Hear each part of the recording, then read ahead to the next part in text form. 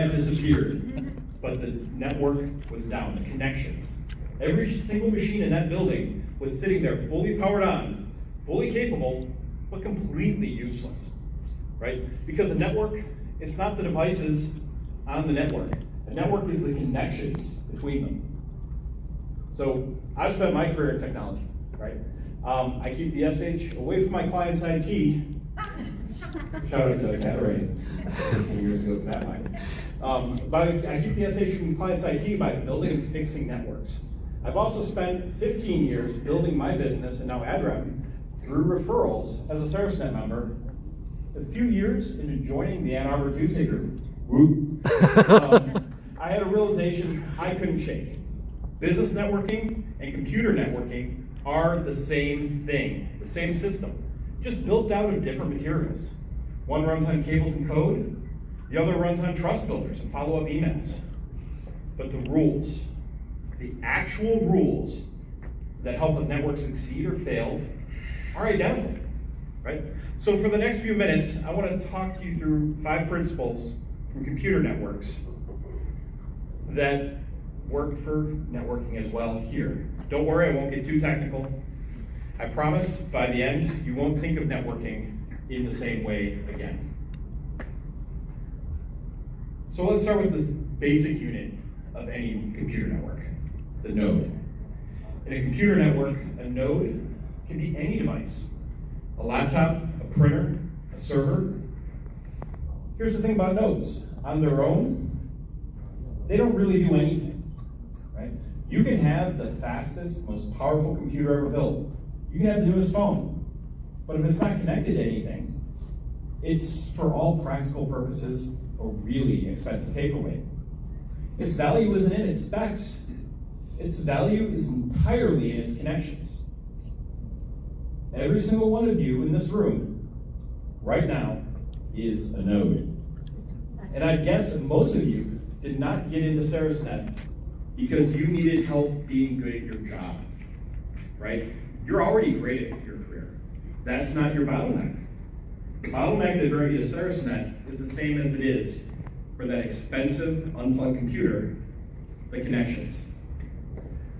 Most talented consultant, the best accountant, the sharpest real estate agent in the city, disconnected from their network, gets 0 referrals, right?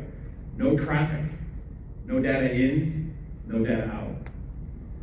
You're not in the business of being a great node or just a great professional. You're in the business of being a connected one.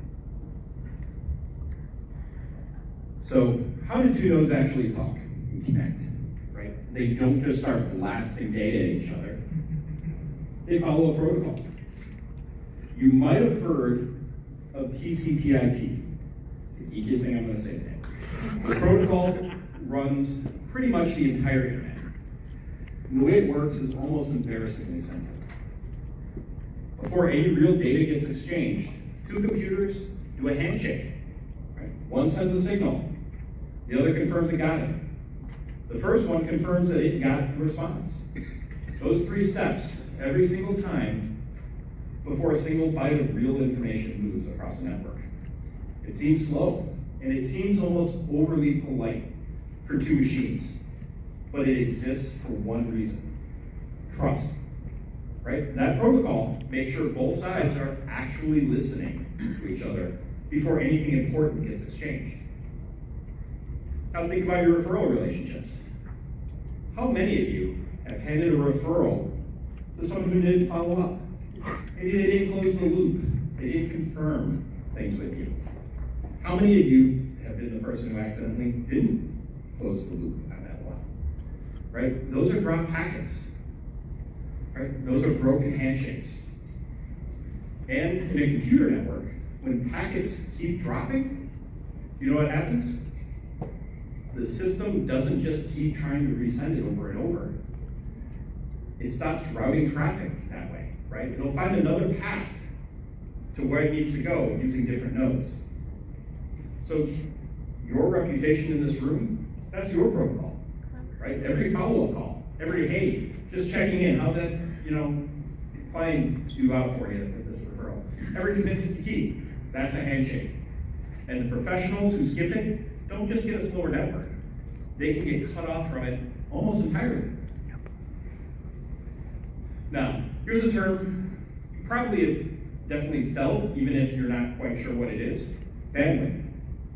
Every connection, your cable, your Wi-Fi signal, can only carry so much data at once. Right? You try to put too much through that connection, right? You don't still get all that data.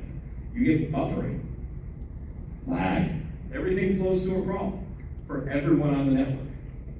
I think this is a mistake that a lot of new networkers end up making, right? They think the goal is more connections, right? How many business cards can I get at this event? How many more LinkedIn contacts can I make, right? How can I meet more people?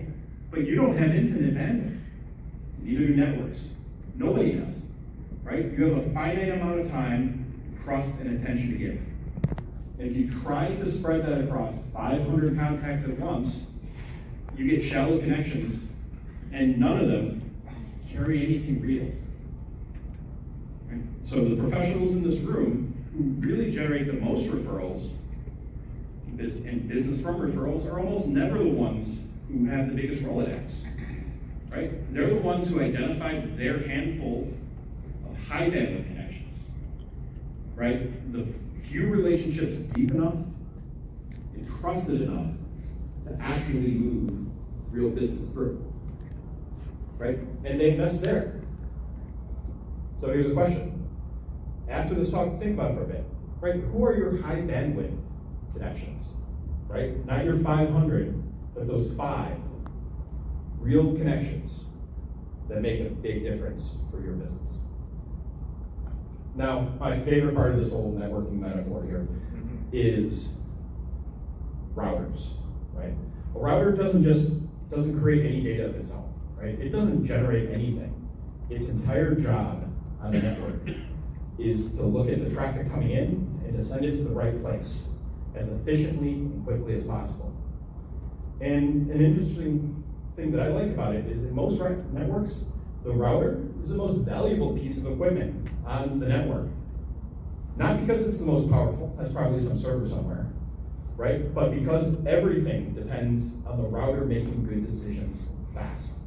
The best networkers in any organization are routers, right?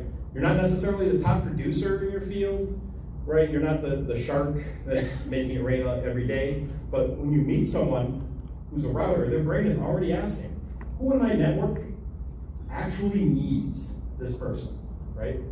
How can I help them? And then they make that connection cleanly, quickly, without static. That's an enormously valuable role. Routers become indispensable to a network, right? Even if they never touch the data itself in that transaction or the client. So ask yourself honestly, in this room, are you acting as a router, right? Or are you just an endpoint? You know, sitting there waiting for traffic to arrive, sometimes sending it out, instead of directing it.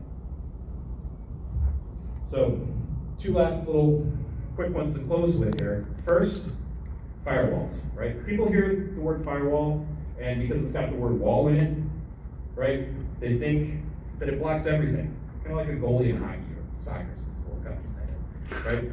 A firewall doesn't block everything. It filters. It lets good traffic through your network. It stops the harmful stuff. The best networkers, they do this too, right? They say open, they say accessible, but they're selective about who they vouch for and who they refer, right? Because every referral you give is a packet with your name stamped on it, your reputation stamped on it. Filter it well, your reputation compounds. Filter it poorly, and it doesn't matter how well connected you are, right? Nobody trusts your traffic anymore because you sent them garbage.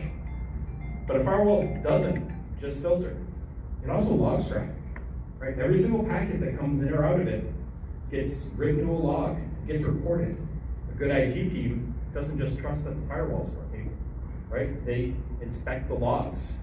They go back, they ask, where's our traffic going, right? What was getting blocked? What was being let through, right?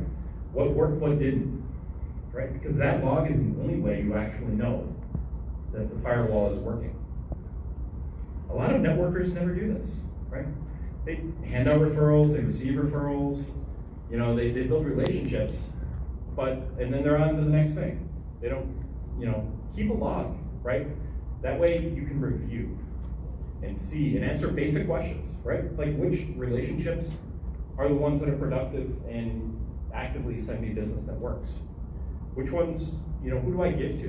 What referrals do I give that turn into business? What works? What doesn't? How can I make that better and invest in the relationships and referrals that have succeeded so I can help people more, right? So keep a log, track what you get and what you receive, not to keep score, right?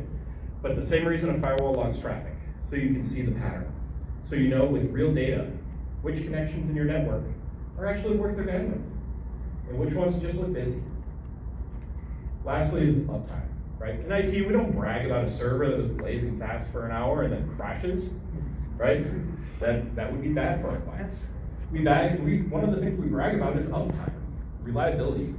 You hear some internet companies talk about 5 nines, right? That's 99.999% reliability. Okay, that day after day reliability, whether anyone's watching or not, is what's important. The most valuable people in your network, they're not the ones who show up big once and disappear, right? They're the ones who are consistently there, responsive, dependable, easy to reach month after month. That consistency and uptime is what's actually earns trust over time. It's boring, definitely not flashy, but it's really the whole game, especially in a group like Caerusnet. So to bring it all together, a network, whether it's built out of fiber optic cable, copper, or business cards, right, was never about how many nodes exist. It's about the strength of those connections between them. It's a handshake before the data. It's the bandwidth. You protect instead of diluting with extra traffic. It's the routing you do for other people. And it's the uptime you show up with day after day. Right? You didn't come to this breakfast just to be a node that sits there, fully powered on, fully capable, but disconnected, right? So this morning, I want you to leave you with one simple challenge. Go be a router for someone today. Yep. Thank you.